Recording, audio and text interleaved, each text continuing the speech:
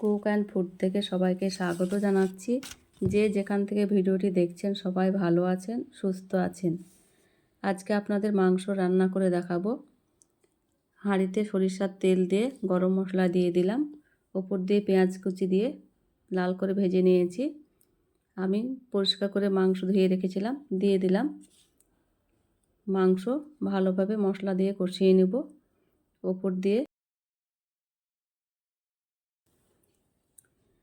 দিয়ে লবণ, লঙ্কার গুঁড়ো, হলুদ গুঁড়ো, জিরের গুঁড়ো, আদা পেস্ট, রসুনের পেস্ট, পেঁয়াজ কুচি সব কিছু দিয়ে মাংসটাকে ভালোভাবে কষিয়ে নেব। মাংসটা 5 মিনিট ধরে কষিয়ে নেব। যত কষানো হবে মাংসের স্বাদ ততই বেশি হবে। দেখুন মাংস থেকে অনেকটা জল বের হয়ে এসেছে।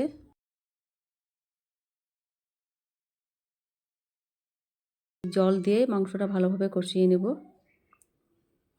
ঢেকে কিছুক্ষণ রান্না করে নেব 10 মিনিট। 10 মিনিট পর ফিরে এলাম, অনেকটা জল শুকিয়ে এসেছে। আবারও 10 মিনিট এইভাবে কষিয়ে নেব।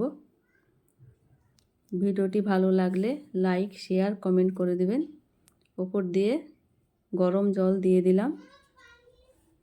ভিডিওটি না টেনে পুরো ভিডিওটি দেখার অনুরোধ রইল। আবারও ঢাকা দিয়ে রান্না করব 20 মিনিট। এদিকে আমার মাছ রান্না হয়ে গেছে। ওপর দিয়ে ধনেপাতা কুচি ছড়িয়ে নামিয়ে নেব। ভিডিও নোটিফিকেশন পাওয়ার জন্য বেল আইকন প্রেস করে রাখবেন। ভিডিওটি ভালো লেগে থাকলে সাবস্ক্রাইব করে দেবেন। মাংস রান্না হয়ে গেছে।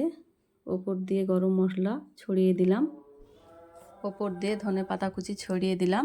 এবার নামিয়ে নেব। দেখুন কত সুন্দর হয়েছে। আপনারা এইভাবে রান্না করে দেখতে পারেন। ভালো লাগলে লাইক দিয়ে দেবেন।